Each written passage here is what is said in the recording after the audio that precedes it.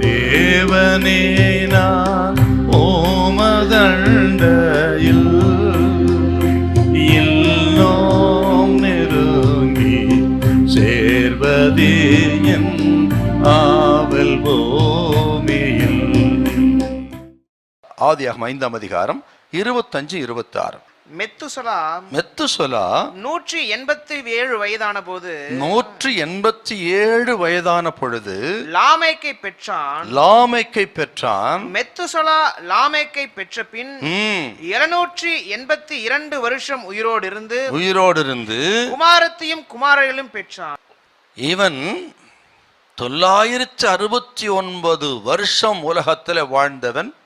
உலகத்தில் பிறந்த மனிதர்களிலே மிக நீண்ட வருடம் வாழ்ந்தவன் இந்த மெத்துசலா தான். இவனுடைய மிக நீண்ட இந்த ஆயுசை வருஷங்களை பார்த்தால் சுருக்கமாக என்ன சொல்லப்பட்டிருக்கிறது? இவன் பிறந்தான், வாழ்ந்தான், மரித்தான். இத்தனை நீண்ட வருஷத்தில் விசேஷமாய் குறிப்பிட்டு சொல்லும்படி ஒன்றுமில்லை. இவன் தகப்பன் ஏனோக்கு 365 வருஷம்தான் வாழ்ந்தான். அந்த குறுகிய வருஷத்துல அவன் தேவனோடு சஞ்சரித்தான், தேவனோடு நடந்தான், தேவனுக்கு பிரியமானவன் என்று சாட்சி பெற்றான், தேவனை விசுவாசித்தான் என்று எத்தனை நல்ல சாட்சியை நம்ம கேட்கிறோம். ஆனால் இந்த மெத்துசலா வாழ்க்கையில் அப்படி ஒன்றுமே காண முடியாது. இந்த நாட்களில் இருக்கிற மக்கள் எல்லாம் பார்த்தீங்கன்னா இப்படித்தான் இருக்கிறார்கள். பிறந்தான், வாழ்ந்தான், மரித்தான். அருமையானவர்களே, நாம் இந்த உலகத்தில் எத்தனை வருஷம் வாழ்கிறோங்கிறது முக்கியம் அல்ல, எப்படி வாழ்கிறோம் என்பது தான் முக்கியம்.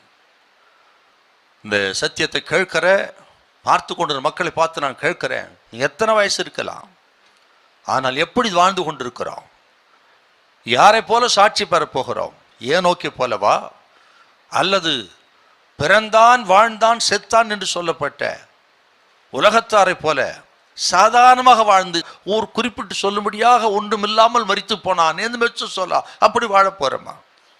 கொஞ்சம் யோசித்து பார்க்கணும். பார்க்குற தேவ பிள்ளைகள், நம்ம ஆயுசு நாட்களில் நம்ம ஆண்டருக்கு என்ன செஞ்சிருக்கிறோம், ஆக எப்படி வாழ்ந்திருக்கிறோம், குறிப்பிட்டு சொல்லும்படி என்ன இருக்கிறது, நம்ம சாட்சி எப்படி கொஞ்சம் நிதானித்து பார்க்கணும். இந்த மெத்துசலா நீங்கள் பார்த்தீங்கன்னா அவனுக்கு எத்தனை சிலாக்கியங்கள் இருந்தது. இவன் பெயரிலேயே ஒரு அழிவு வரப்போகிறது என்கிறதான் அர்த்தம் இருந்தது. அதை அறிந்தவன் அவன். இவன் தகப்பன் தேவனோடு சஞ்சரித்து கொண்டதை பார்த்தவன். இவன் நாட்களிலே தன்னுடைய பேரன் நோவா தேவனோடு சஞ்சரித்ததும் கண்டவன். இப்படி இத்தனை சிலாக்கியங்களை பெற்றவன் தான் மெத்துசலா. இவ்வளவு சிலாக்கியங்கள் இருந்தும் இவன் வாழ்க்கை மாறல. பாருங்க, வாழ்க்கையில ஒரு மாற்றமும் ஏற்படல. மெத்துசலா பிறந்தான், வாழ்ந்தான், மரித்தான். அருமையான கத்திரி பிள்ளைகளே, நமது ஜீவியம் என்ன, நம்ம எப்படி இருக்கிறோம் நிதானித்து பார்த்து பரிசுத்தப்படுத்திக்கணும், தேவனோடு நடக்கணும், வருகைக்கு ஆயத்தமாகணும். இப்படி ஆயத்தமா இருங்க. எந்த வியாதியும் நம்மை பாதிக்காது. ஒரு நாளும் நம்மை அழிவுக்கு ஒப்புக் கொடுக்க மாட்டா. பயப்படாதிருங்க, கலங்காதிருங்க. கர்த்தர் உங்களை திடப்படுத்துவார், பலப்படுத்துவார், உங்கள் தேவைகள் எல்லாம் சந்திப்பார். கர்த்தர் நம்ம கைவிடவே மாட்டார். ஹல்லேலூயா, ஹல்லேலூயா.